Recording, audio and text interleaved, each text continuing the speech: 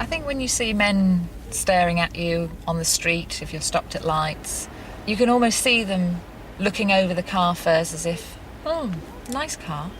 And then they'll sort of look at you, you know, like when you're in a bar and you notice men looking at the women in the bar and forming an opinion. It is flattering because you've been noticed. And then the lights change, the moment's lost, and you move on.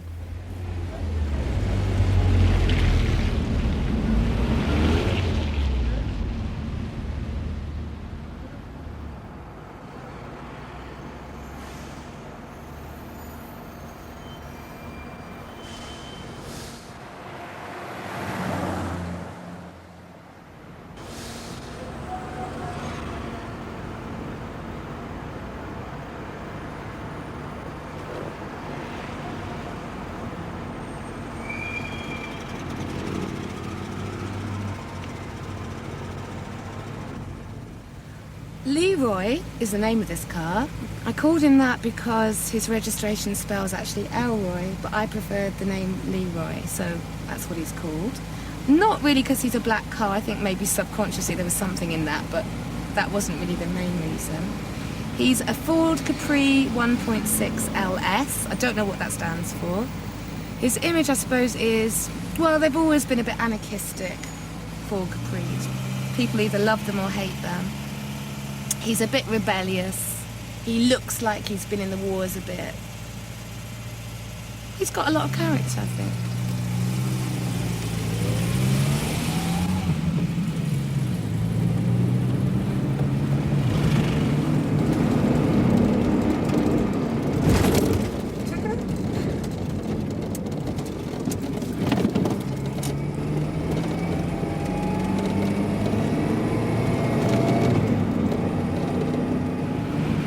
At the moment, the speedo doesn't work in Leroy, the horn doesn't work, the reverse lights don't work, the music system isn't working very well, the windscreen washers don't work. In fact, not a lot does work really. But I do forgive Leroy. I mean, he's an old car and I'm a pretty lousy mother.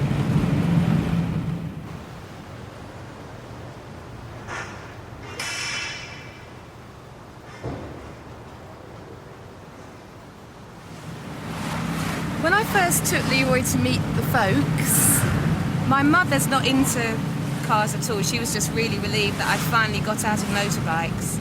But my father was totally disgusted. He basically said, what a ridiculous car, why can't you get a sensible car like a Metro, and black of all colours, which was pretty ironic because he's actually the most racist person I know, and it would have been even worse if he'd known that at the time I had a black boyfriend.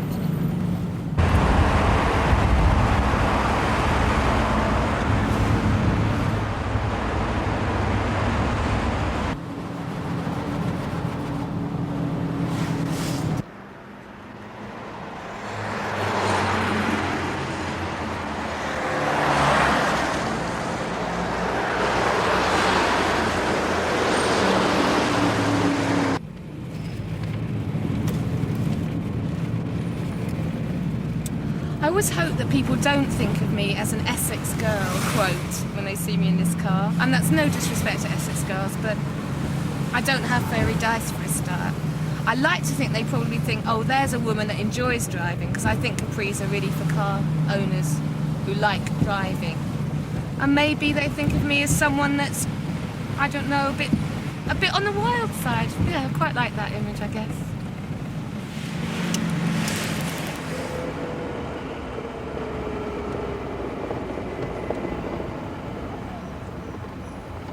I don't drive in shoes. I usually drive barefoot or occasionally with socks on. I feel much more in control barefoot and always have done. It feels like I'm really connecting with Leroy. And also, most of my shoes have really big platforms, so I'm much better off barefoot anyway.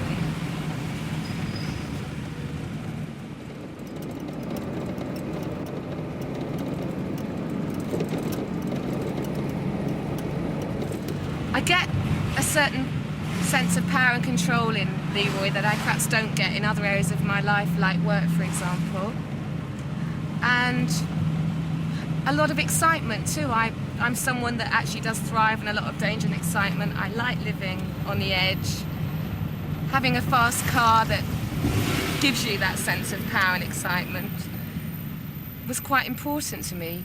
And I'm always late for everything, so I definitely needed something that was going to get me from A to B as fast as possible. Life's too short and I'm always in a rush.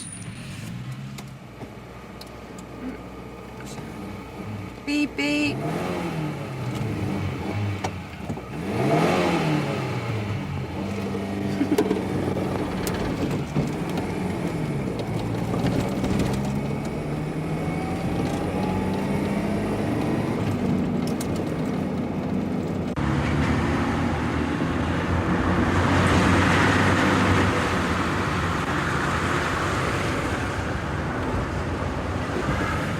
I don't actually think that Leroy and I are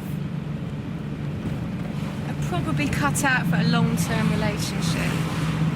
I think probably he's destined to be a very happy memory, like one's first boyfriend. You never forget them. Their memory remains with you forever, and you mourn for them when they're gone.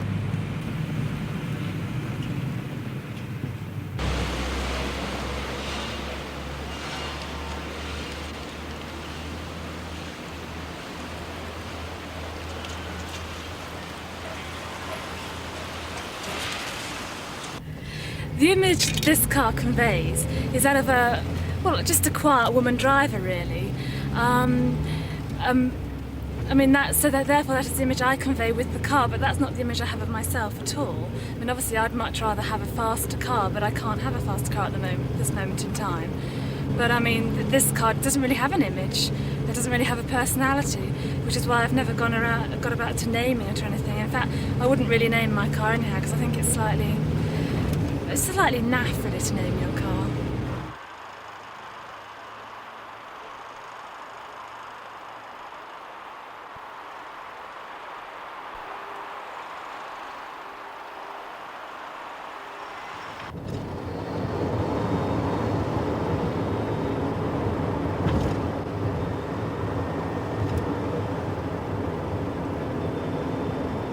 A few years ago I had a job where I was given a company car, and it was a Golf GTI, a red Golf GTI. And to be honest, it was my dream car. I just loved it. I loved it to death. There's nothing more exhilarating than getting on the motorway and straight down that fast lane. However, I had to change my car due to change of job. And I thought, I've had so much trouble with my Golf because it's such a temptation to speed.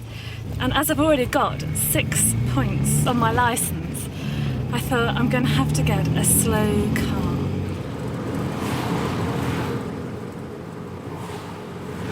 So when I went to the garage to buy my new car, I went with 2 criteria. 1, I wanted a very slow car, and 2, I wanted a car that no one else would be tempted to steal.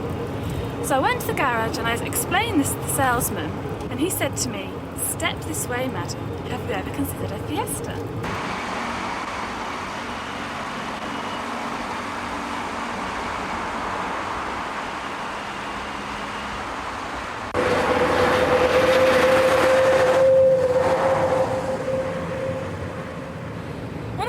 Around in the Golf, I got a lot of attention as a young girl in a red Golf GTI would, obviously. And when I sort of came down to the basic Fiesta, I noticed that I got a lot less attention. I mean, it might have been that I was looking for less attention, but I certainly got a lot less. And this is typified by the fact that when I had the Golf, I was always getting my windscreens cleaned by the people in the street.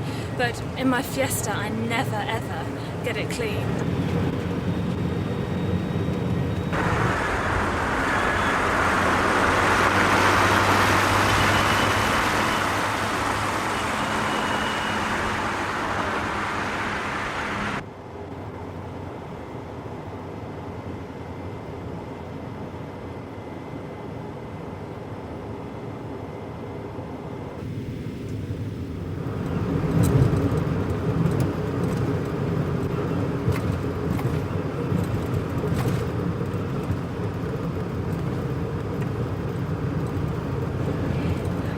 really is quite boring, especially in a boring car. So if I pulled out to traffic light and saw someone looking quite nice looking next to me, I guess I would flirt slightly, because it just spices up the mundane business of driving. Plus, I know that even if I make a complete fool of myself and he thinks, who is that girl, I'm never going to see him again. So it's hardly going to matter what he thinks. And just for my own mild self-interest, I guess I'd do it.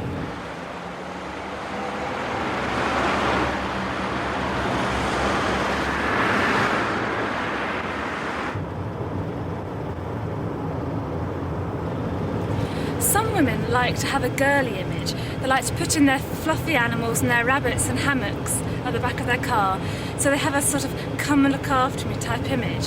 Whereas I want to project a feminine image, but not a girly image. I want to seem an independent sort of woman that's out in her car, who knows what she's going to do, she's not scared of anyone, and she's not going to put up any sort of fluffy type creature or animal in her car, so that men think, ah, how sweet. Because one thing that I'm not, I hope, is sweet. I do have my little ginger cat potpourri, but nothing much else. I did actually put in a digital clock here because there was a gap, but one day a friend of mine was trying to alter the clock, pushed it in, and it disappeared into oblivion. I've never found it again, so I've just got a little hole there.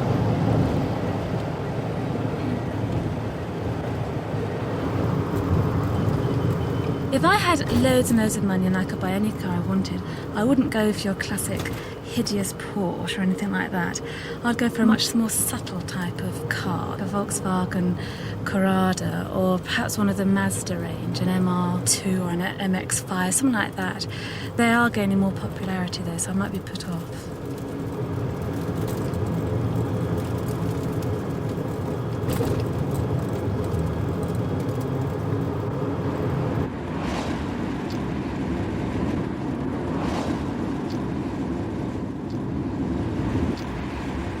As a woman driving this car, it makes me feel very, very special, very powerful, in the same way that a man might drive his XJS or his Ferrari, maybe on a lesser scale car-wise, but the feeling is exactly the same. Makes you feel as though you just want to hold your head up high and make people look and say, isn't this great?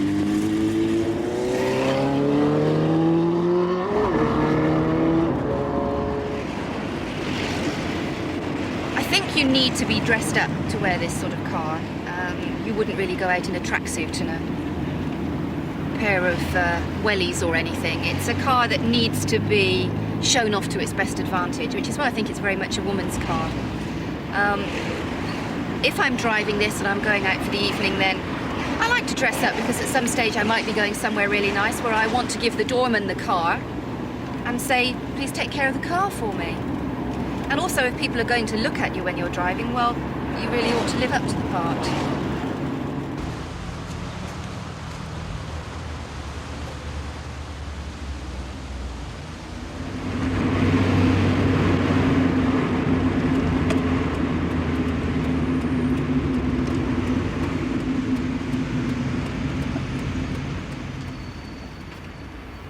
What I do for a living during the day is to work with plants and flowers in various places all over London, so that means I drive a van, and it's not a new van, it's 4 or 5 years old, so it's a pretty beat up, typical London dirty van. And when I'm driving that, no one pays me any attention whatsoever, but what does happen is that people on the road are far more polite. They're very well mannered when it comes to driving. They will let a lady out onto a main road. Taxis and buses will give way on a main roundabout. And it's just a very pleasant experience. When you get in the car, it's a different ball game altogether. People look, even with the roof up they look. You attract a lot of attention, and you also attract the boy racers, who seem to think you're fair game. They no longer allow you to come out of turnings, and they want to race you off at the traffic lights. And I also get the feeling if I broke down in the car, I would have a problem. I would have to ring the RAC. Whereas in the van, if I was causing any problems and broke down, there would be a host of people there willing to help me.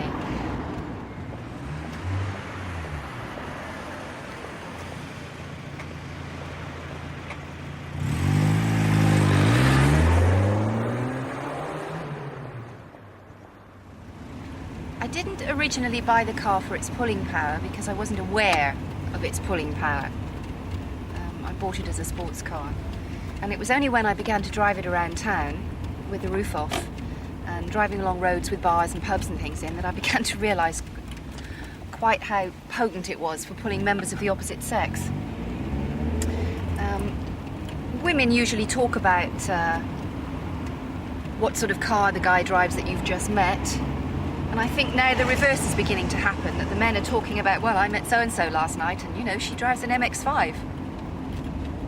There's one particular individual I know that I went up to Tring to meet him on a beautiful sunny Sunday, and we were going for a picnic. And we'd arranged to meet in the high street, and he was... enthusiastic isn't quite the word for it. He didn't stop smiling for most of the afternoon, because he said he'd never had a woman drive up and pick him up in a car like this before. He's now most insistent that if we're going out in the evening that I have to drive over to the city and pick him up because he doesn't want to drive.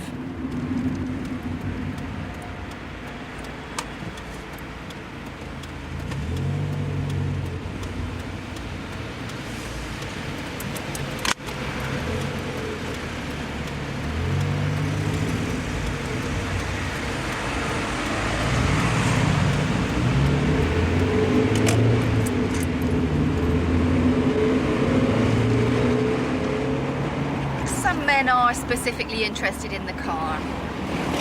They assume that whoever's driving the car is perhaps earning a lot of money at work or is being paid a lot of alimony from a divorce.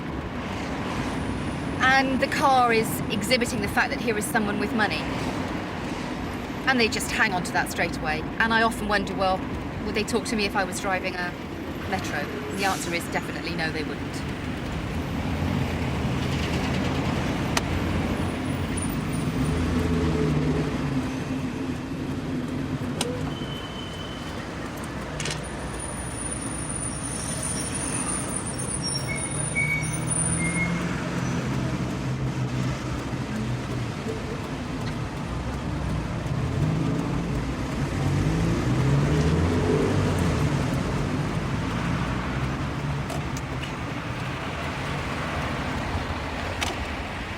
Some time ago last year, I had a toy boy around for a while and used to love sitting him in the front seat of the car because he was the ultimate accessory. But he wasn't allowed to say anything, just in case he spoilt the effect. Friends thought this was very amusing, and I think most of them were incredibly jealous. Men have been doing it for years, so come on girls, let's level the score a little.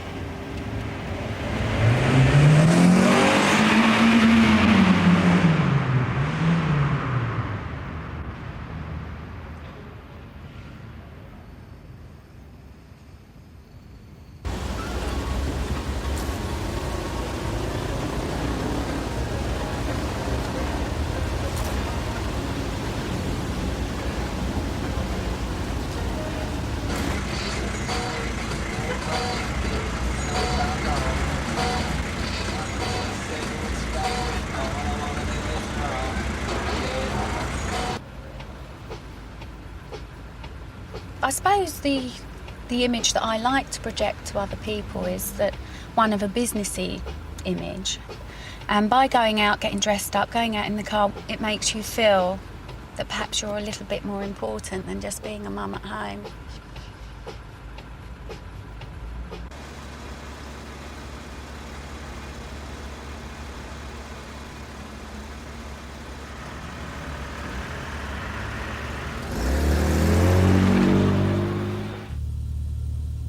Sometimes I can see people whispering or, commenting, oh, well, it's only our hubby's car. That really annoys me.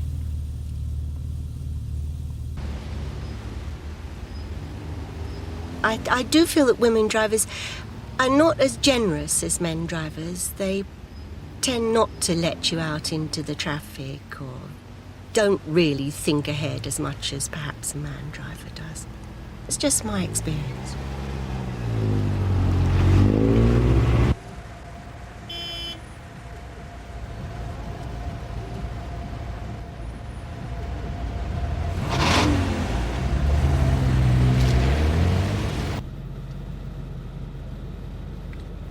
Sometimes I get embarrassed, like if you pull up at the lights and there's a whole bunch of blokes in a car and they're all looking at you and they're all laughing and you think, quick lights, please just change, I want to go.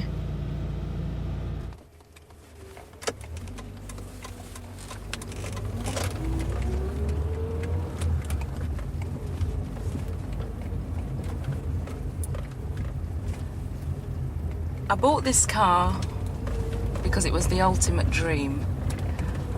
I'd always pass this car showroom every day on my way to work, and they sold purely BMWs, convertibles and what have you. And I'd never really stopped in there because I used to see all these guys standing up outside there, and I'd felt a bit intimidated by what they might try and sell me and what jargon they'd use. So one day I was going past with a friend of mine who coerced me into going in. And then when I went in there, I saw this beautiful baby. And I thought, well, the price is right, the colour is right. And I thought, well, what else is there? 3 days later, he said to me I could come back and drive off with the car. I thought the colour was good because, I mean, I've never really liked a red car. And I don't really like any other colour in a BMW, just doesn't look right.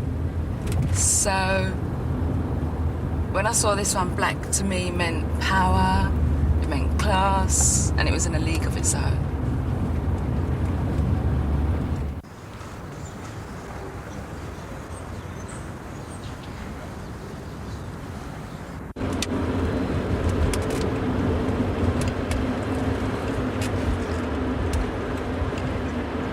It's funny because when I went into the shop and I was buying this one, I said to the man, you know, I'm a single parent, I want to come out in the morning knee deep in snow and I want to be able to turn over the car and it starts.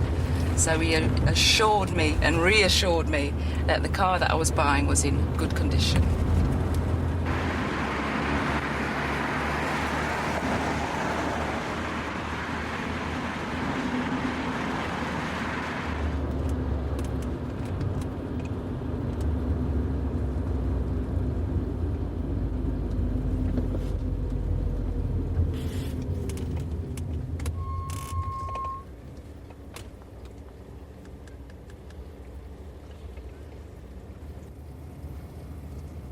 I've got two nice cuddlies in the back of the car and the occasional toy that Dana brings in, but my cuddlies are mine.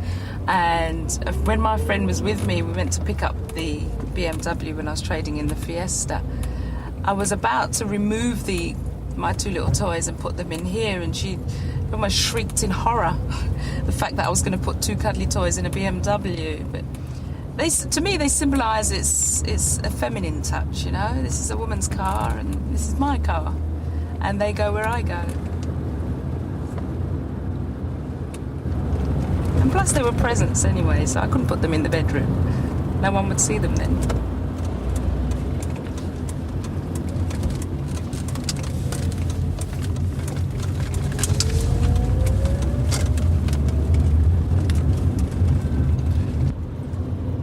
This is my air freshener, believe it or not. Some people think it's an alarm, and it's got 3 smells on it. It's got the apple, citrus, and peppermint, and it looks quite good. It's an improvement on the Magic Tree.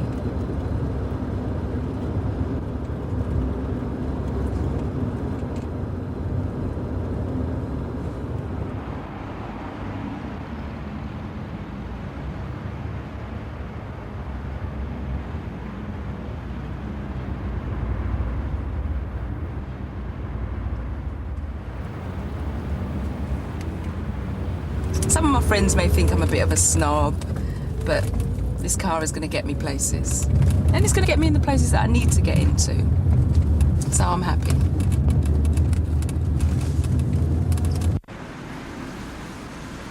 I can get into a wine bar in Hampstead. I can also get into a restaurant in Mayfair. And a pub in Hackney.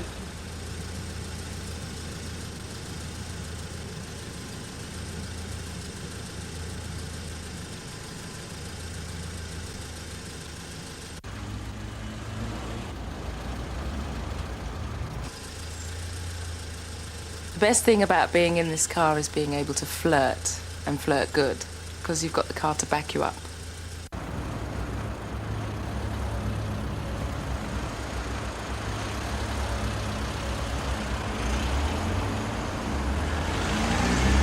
But I know when they see who's in the car, when I look the business, you know, I'm going to turn heads anyway.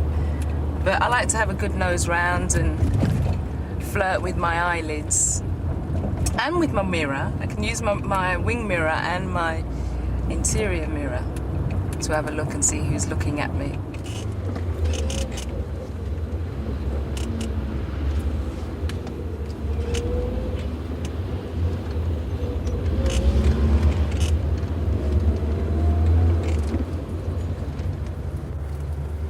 Now that I've got this car, I think the only thing that's missing is having a man by my side. But, I mean, for me to have a man now, he would be like an accessory, so to speak. But, I mean, it was really difficult before, because when I used to have, it was either a Nova or the Fiesta, and I was going out with this guy, I more or less had to ask permission to drive my own car. Well, that's not going to happen again, you know? I'm in control here. And for me to have a bloke by my side, he's going to be in the passenger seat, and I'm going to be driving, so that control is set at the outset.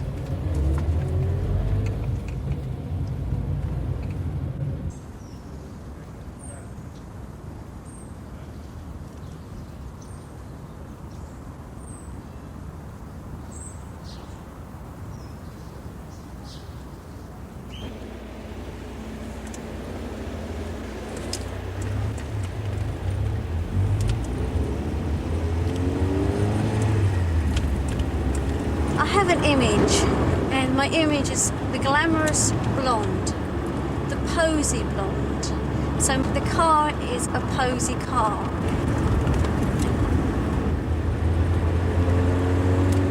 It's my space, it is my car, and I love the feeling of the power that it gives me. It's a big turn on. I just like speed. I like the look on people's faces as I pull away, and they're shocked because this timid little woman that sits behind the wheel actually has got a lot of bottle. And that's a good word, bottle.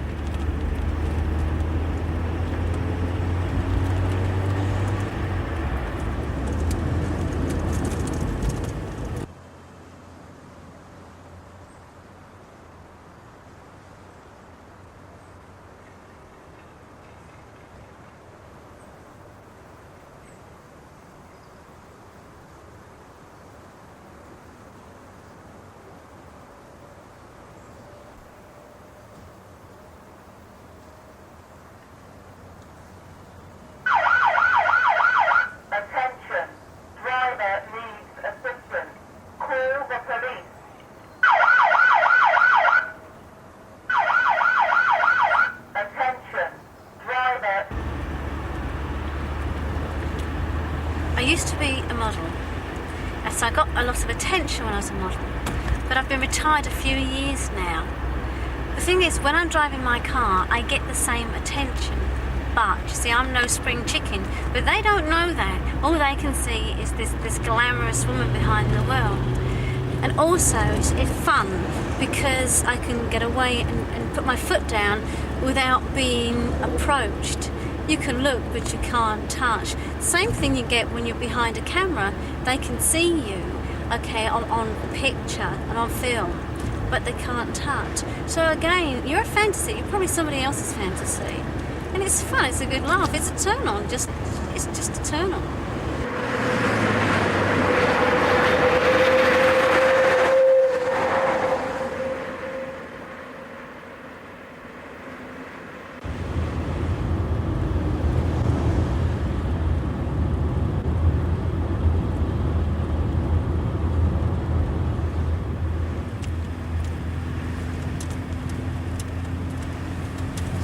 I find that other women on the road react to me in a nasty sort of hostile sort of way. They won't let me pass. They don't give way to me, even though I do them, and they never sort of say thank you. They try and cut me up when I'm trying to overtake them. It's a shame, really, because to them, I mean, I'm no threat to them, but for some reason or other, I find that they're jealous, but this hate comes across, which is a shame.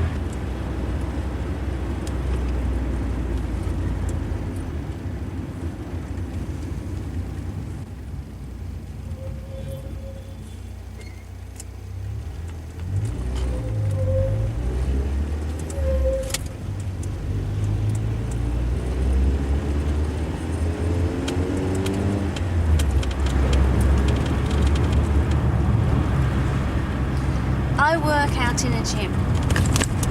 I find there is two sorts of people that work in the gym, or work out in the gym, I should say. There is the men and the women. Now, the men, their reactions are like, I wouldn't mind some of that. And when the women, it's jealousy. Like there was a story where there was a girl at my gym who was going out with a guy at my gym. Now, she'd never met me, but she'd been asking questions about me, and she'd asked a friend of mine if I was a threat to her, and because of the way I looked. I wouldn't dream of taking their boyfriends away, but again, it's this image that comes across.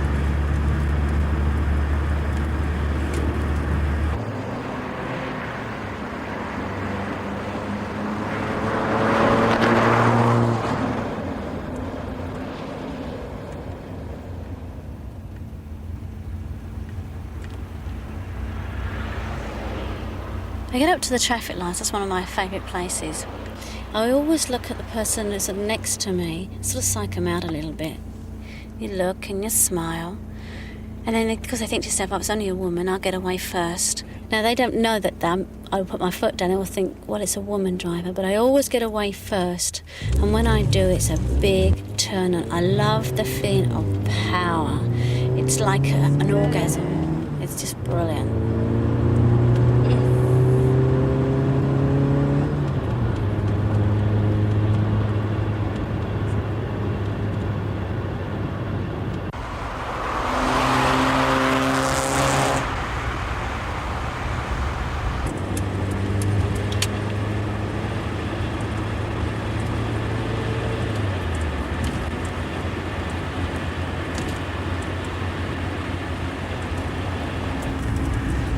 Days where I've had bad days and train hasn't gone well.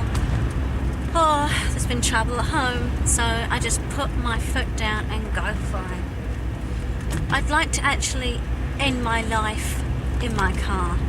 It sounds morbid, but that's the way I'd like to go. A comedian likes to go laughing. Bing Crosby died on the golf course. I want to go in my car, just like that.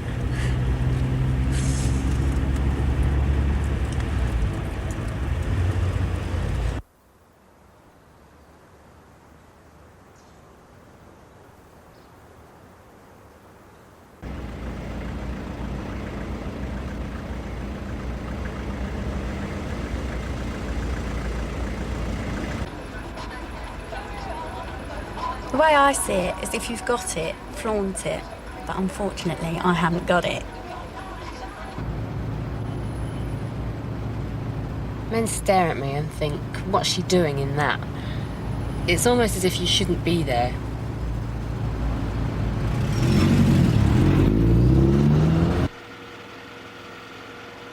Oh, if I've got a bloke looking at me, I'll turn round, and if he looks, then I'll have a second look, and if he looks back again, I think, well, I can't be that ugly after all.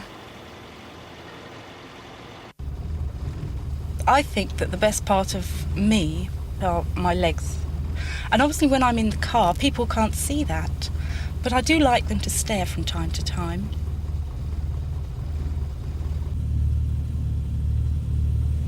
When I first bought the car, I couldn't wait to catch a glimpse of myself in the reflection of a shop window. It's a really embarrassing thing to admit, but I really, really enjoyed seeing myself in the car.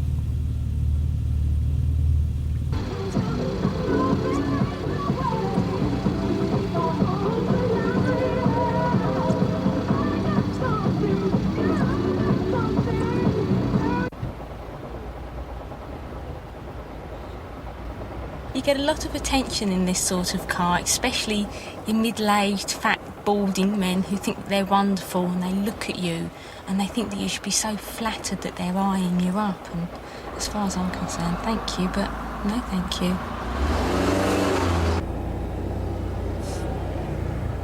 It is a posy car, I suppose. People do tend to notice you in it. But when they see that I'm not a dolly bird, then they don't bother to look anymore.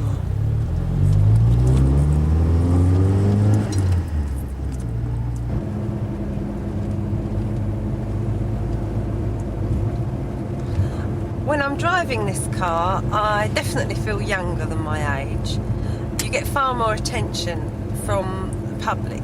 Pedestrians as well as drivers, they tend to notice the car and they look at you, and it makes you feel noticed. It makes you feel not just an anonymous person.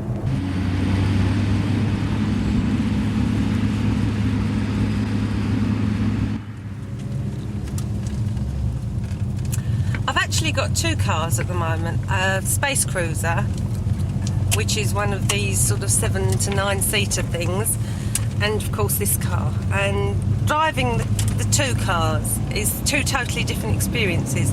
I feel if I get into this car to go driving, I feel 10 years younger, a bit of a dolly bird. If I get into the Space Cruiser, I feel 10 years older straight away. And I feel very mumsy. This is the usual thing where women just come out. She hasn't even looked at us this way, but just pull out and hope for the best. I feel very mumsy, and I feel that other people think that you're sort of going to open the door and there's going to be 16 kids going to spill out of it. I feel 10 years older when I'm driving the Space Cruiser. It doesn't go with my image, I think.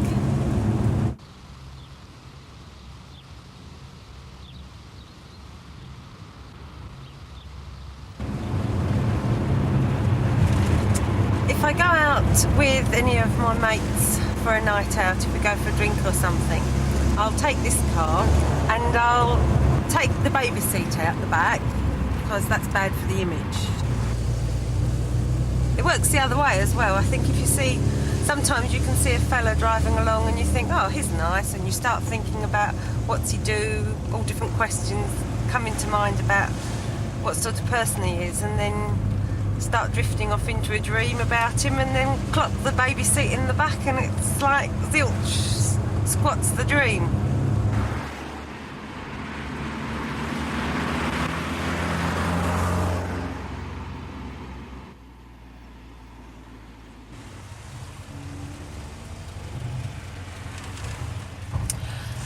There's probably only 3 things about me that people have always commented on, and that's my eyes, my hair and my boobs.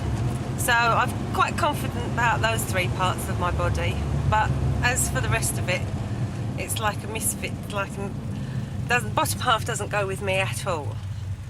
And I suppose the car is really like a fancy dress masquerade bit round the bottom, because people can't see that part of me. So I drive along knowing that the top half of me is seen with more confidence than if I was walking along the road without my armour on.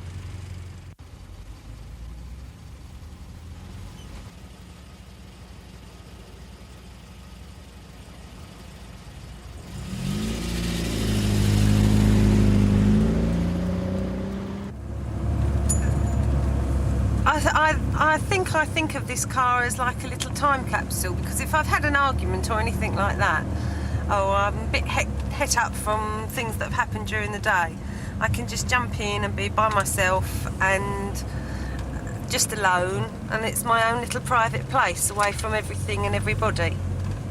It's like a little hideaway place, really.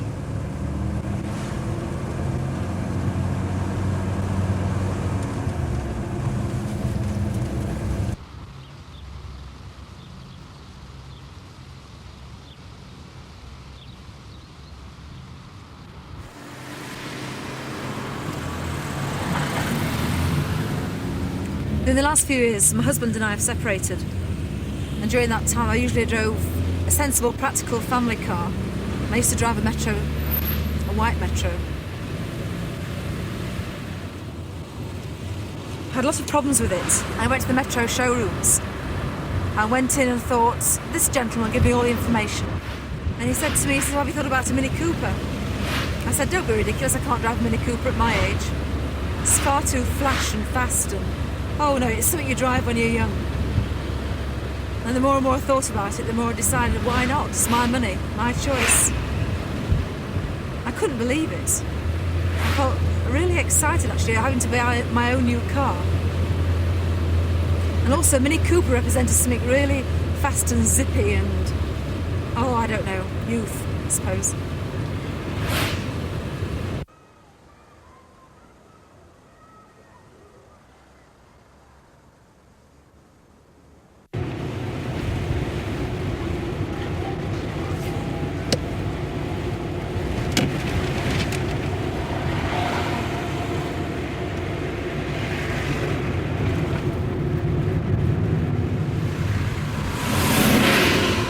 Most of my life, and it's nobody's fault at all, it's just the way I was brought up. The type of school I went to very, I suppose, quite a strict convent school, 15 years. And the type of life I've led, sort of being married and since the age of 23 and having 2 children.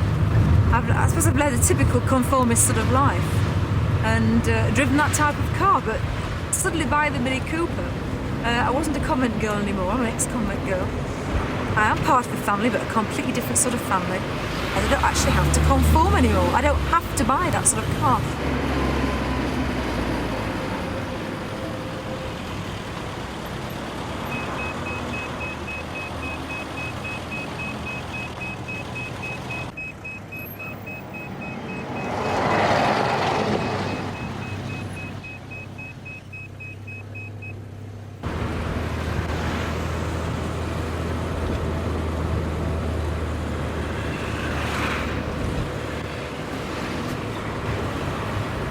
I've been driving, I've been either going out with my husband or I've been married. And the thing is, it's the first time I've driven a brand new car that I bought, a car that I wanted, a fast peppy car, and I was single. So it's like, it's not as though it's happening for the second or the third time, it's the first time in my life I feel like this. And it's quite, it's frightening, it's daunting, it's quite exciting, but still a bit frightening.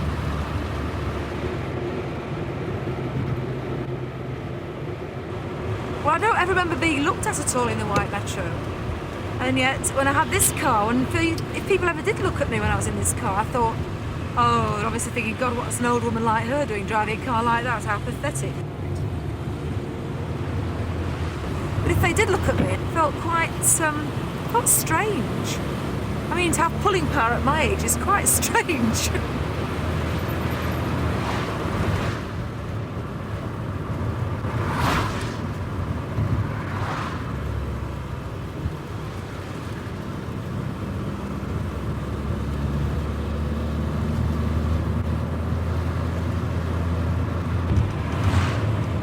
My teenage time in the 20s was obviously through the 60s. And the Mini then was in its heyday. And I mean, there's no way could I have afforded a brand new Mini in the 60s. I was still conformed. I was at college, I was doing the right things. I was doing all that was expected of me, I suppose. I certainly did not feel free and relaxed, and the swinging 60s did completely went past me.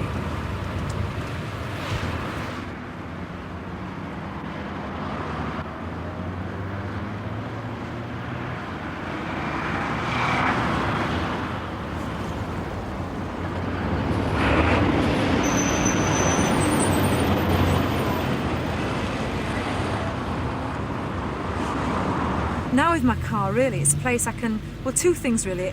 First of all, I'm away from everything. I'm away from my home, my flats, my children, my telephone. I love them all dearly, but it sometimes I feel as though you've given an awful lot, like a lot of people do. I'm no different from thousands of other people. You've given an awful lot. And you very rarely sort of given something for yourself somehow. And yet in the car and nobody can touch you or get near you, no telephones can get near you, the children can't. You make sure everybody's all right before you do anything. But it means you cocooned you away from things, and you can just think about things and have music blasting out, and you can just go along routes you want to go on.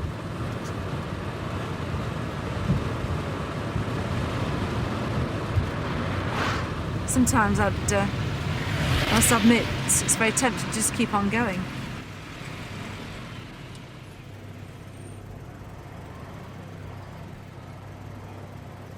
I suddenly look forward now, rather than thinking I'm 45, that's it, everything's finished.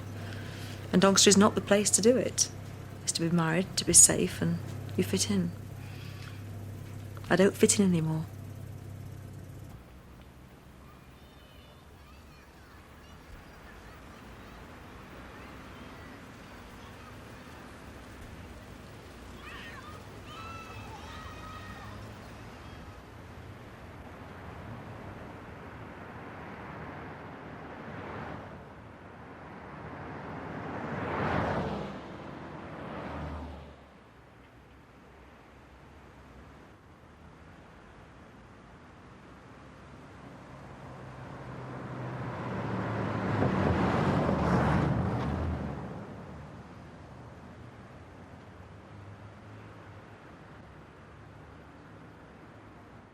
More tales of modern motoring earlier next week at 10 to midnight.